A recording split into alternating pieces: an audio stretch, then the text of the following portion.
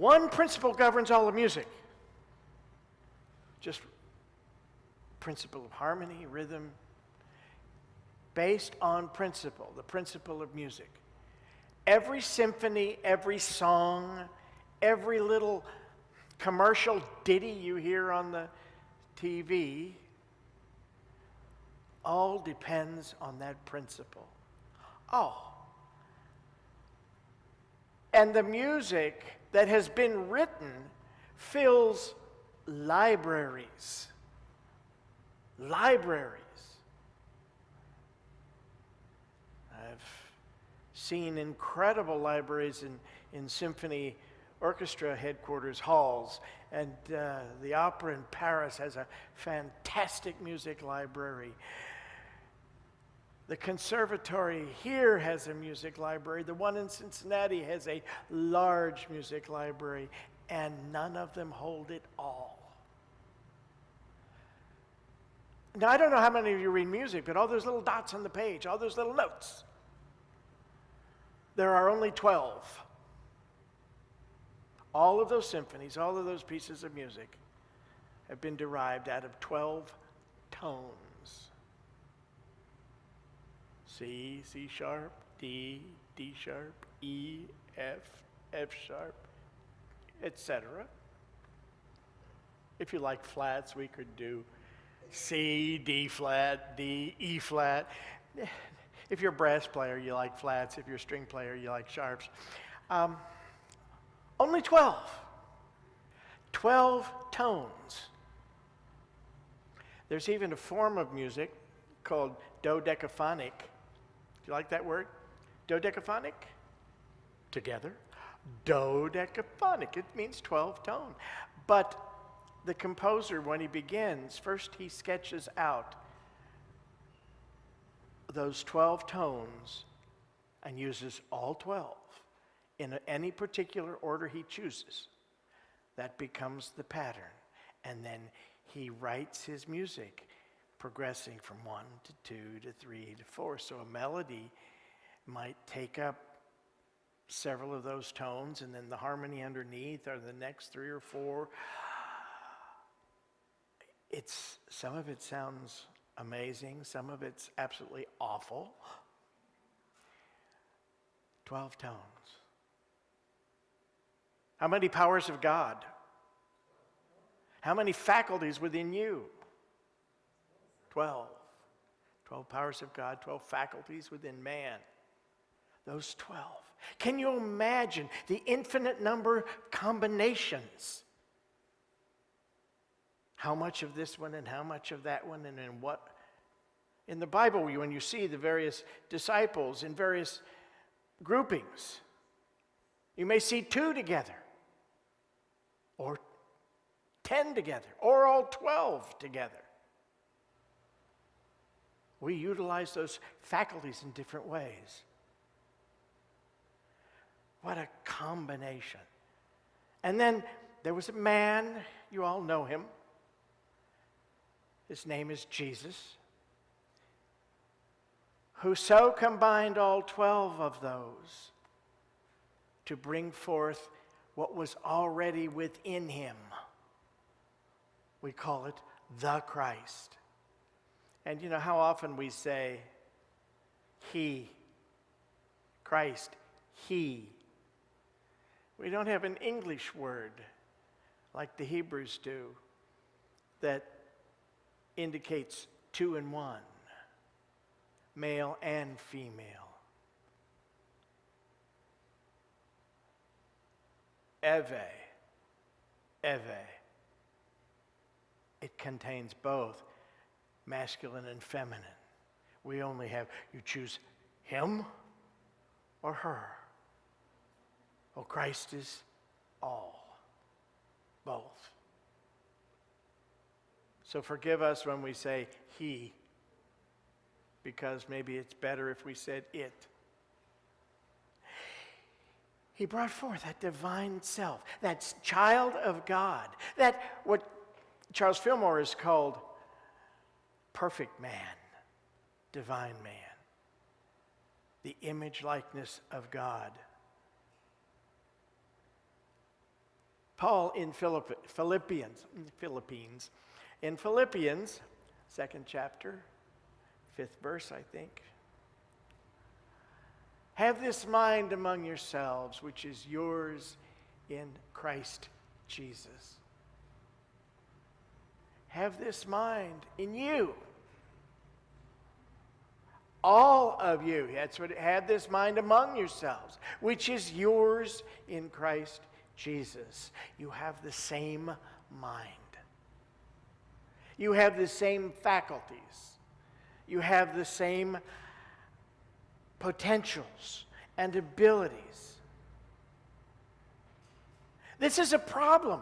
The Scripture is a problem that's before every one of us. How do we have that same mind in us? How do we bring it forth? How do we access it? We want to know how to let the mind, the Christ mind, express in and through us. I know at times we may feel some stirrings of some faculty, some power, some potential. But for many of us, we've just not been able to coordinate it. Jesus Christ is called that because he did just that. Recognized that divinity and then brought it forth and allowed it to overshadow any humanity. He brought forth those powers of the Christ implanted in everyone. From inside himself, from within, he spoke truth into the world. And then in physicality, externally, he demonstrated what it is to live fully as a child of God. God individualized, the image likeness of God. That's a pretty big deal, don't you think? Gee, that's the task before each of us. And this time of preparation for Easter or for a resurrection, a change of state, rising above where we are now to a higher state. You know, wouldn't you say the caterpillar rises to a higher state when he becomes a butterfly? Wouldn't you rather be able to fly than walk? Yeah. And when he looks in the mirror, just imagine, stretches out those wings for the first time in a full-length mirror and says, "Oh my, I am pretty." The I of me, that divine part of me, is beautiful. The most important power we have, and I didn't make this up, Charles Fillmore said it, is what he called faith thinking. Faith thinking, we all have a thinking faculty located in our heads, you know. I used to hear that in school all the time. Use your head.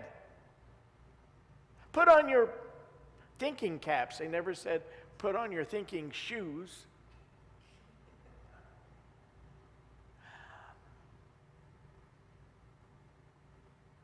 And that meant begin to actually think.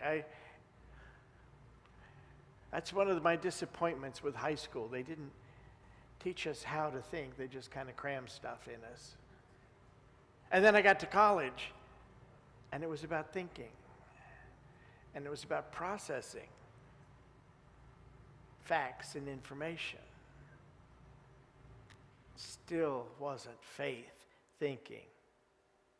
We all have this thinking faculty in our heads. We send out thoughts. We send out good thoughts. We send out not so good thoughts. And we send out some totally innocuous thoughts. And I know that some people have lived an entire life and never had an original one. The thoughts of their parents, thoughts of ancestors. Well, you know, our people always do things this way. or we have always believed such and such. That's not original thinking. That's ancestral thinking. Not at all faith thinking. Secondhand ideas of others, or what we pick up in race consciousness. In other words, what man as a group tends to believe. You know, one time we believed the earth was flat. There still are some people who believe that.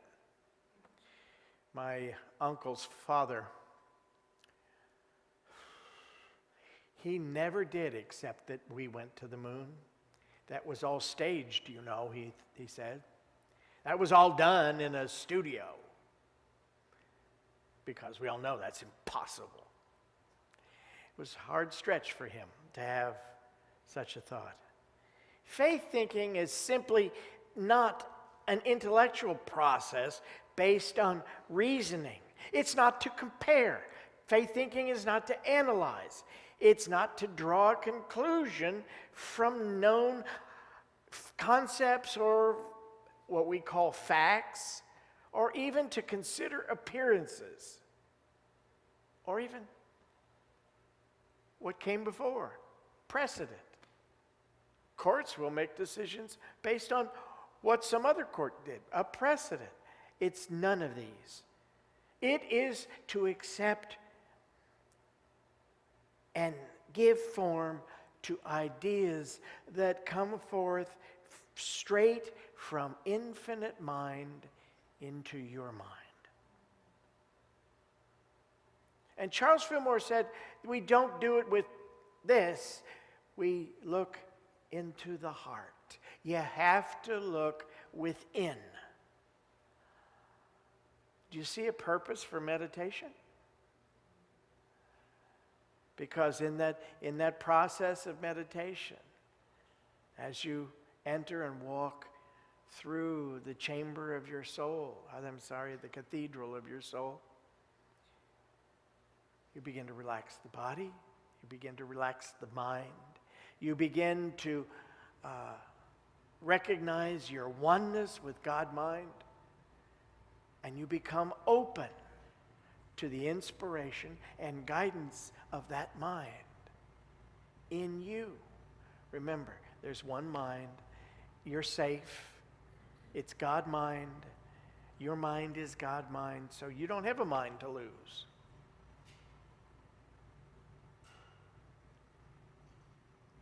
It is to be open to that, and we only get there by being still and looking within, by ceasing all of that turmoil inside. There's a passage in Matthew 16. Now when Jesus came into the district of Caesarea Philippi, he asked his disciples, "Who do men say that the Son of Man is?" And they said, well, some say John the Baptist, others say Elijah, and others Jeremiah or one of the prophets. Do you see? They're relying on what others say. Second-hand information, not an original thought, not something out of God-mind, out of divine mind. Oh, no. And he said to them, but who do you say? Think. Open your mind and think. Not with your reasoning or not with what you think you already know or facts or appearances. Look within. Who do you say that I am? Simon Peter replied, you are the Christ, the Son of the living God. What a revelation. And Jesus answered him, blessed are you, Simon Bar-Jonah, for flesh and blood has not revealed this to you, but my Father who is in heaven. And I tell you, you are Peter, Petros, rock. And on this rock I will build my church, and the powers of death shall not prevail against it. That's a wow, don't you think? Faith thinking. Peter, interesting character. Charles Fillmore says in the Metaphysical Bible Dictionary, he looks within, he also looks without. You've heard me talk about the pivotal nature of the soul. It has the ability to look outside and get its information out here. Secondhand ideas, concepts. What do you believe? What do people believe? What do people tell you about life? Peter also has the ability to stop looking outside and look within. And that's the faith thinking. Looking within to the source of truth, of reality, not appearance, not any of that other stuff. The thinking faculty makes us free because it is our creative center. It allows you to create the life, the experiences, the world you would like to have through that faculty of faith thinking. We can do a couple of things. We can refuse to receive the ideas from the Christ. And there are times when we do that. Or we can cut ourselves free from the universe of illusion, where we continually unravel tangled ends and chase shadows and seek what isn't real. Faith thinking is that rock or foundation upon which our consciousness needs to be built.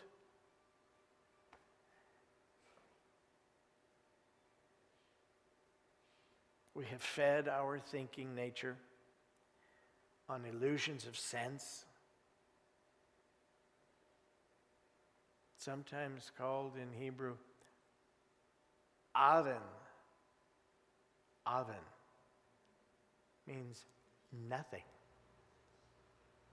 Nothing. Nothingness.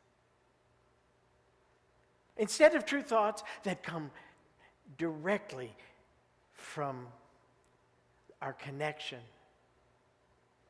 to God, the source of all thought, the one and only mind. I have a quotation from Fillmore. I couldn't resist this one. And this is from Keep a True Lent. It's page 115 and 116. Get clearly into your understanding that you are not the faith thinker Peter. Got that? You are not Peter. You are Jesus. Peter is one of your 12 powers. Remember? It represents faith. It's not the one that directs the faculties, directs things. It is one of the things that gets directed. Before it dawns on you, you're a carpenter, remember? It said Jesus was a carpenter. You are a builder in the realm of matter. Peter is a fisherman, one who draws his ideas from the changeable, unstable sea of sense. When you realize that you are mind and that all things are originally generated in the laboratory of mind, you leave your carpenter's bench and go forth proclaiming this truth that has been revealed to you.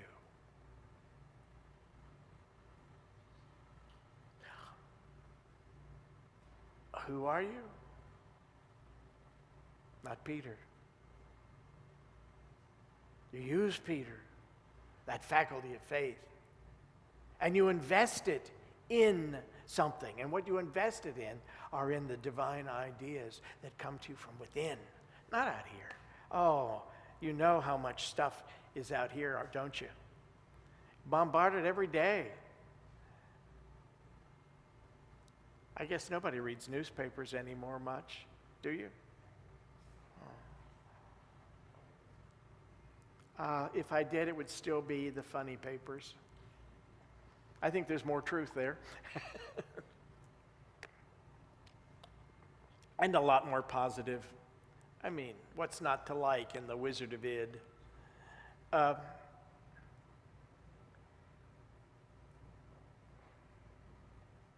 If not the faith thinker Peter, then how do we become the faith thinker Jesus? Not the carpenter, but the one who walks in truth. And you do that through this process of looking inside. Remember, faith thinking is not based on opinions. It's not based on facts that you see in the world. It's not based on any beliefs of anybody else. And even not based on your own beliefs. It comes from within you, directly through Christ's mind. Have the same mind in you that was in Christ Jesus. Can you believe that's possible? Paul had some brilliant things to say. Not everything Paul said was absolutely brilliant, but that's one of his bright lights. Christ in you, your hope of glory. Well, there's no little Jesus down in there somewhere running around hiding behind a lung or a kidney. It's that same spirit, that same divinity, that same intelligence is in there. But we need to open to it and receive the thoughts directly from God's mind. So let's do that for a moment. Maybe it's a little easier here than it is elsewhere.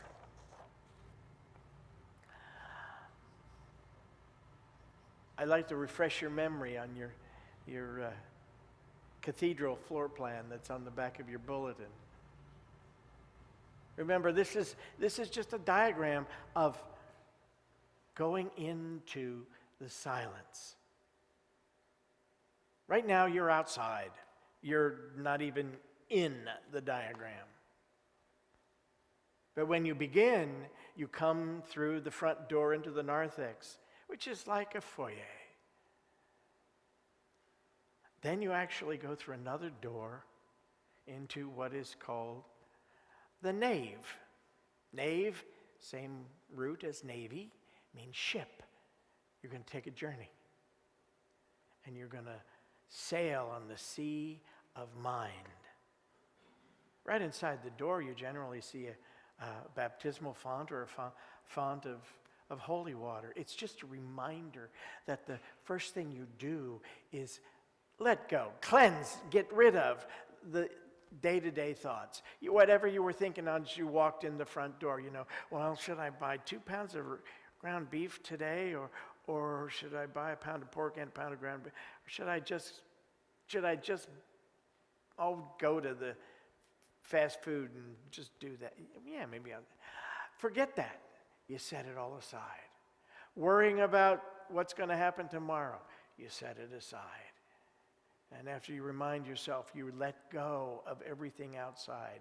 You're here, you're in the nave, you're entering mind, you want to quiet your mind. So you take a seat in the nave somewhere. That's where the pews are. And you begin to remind yourself things like peace, be still. Relax, let go.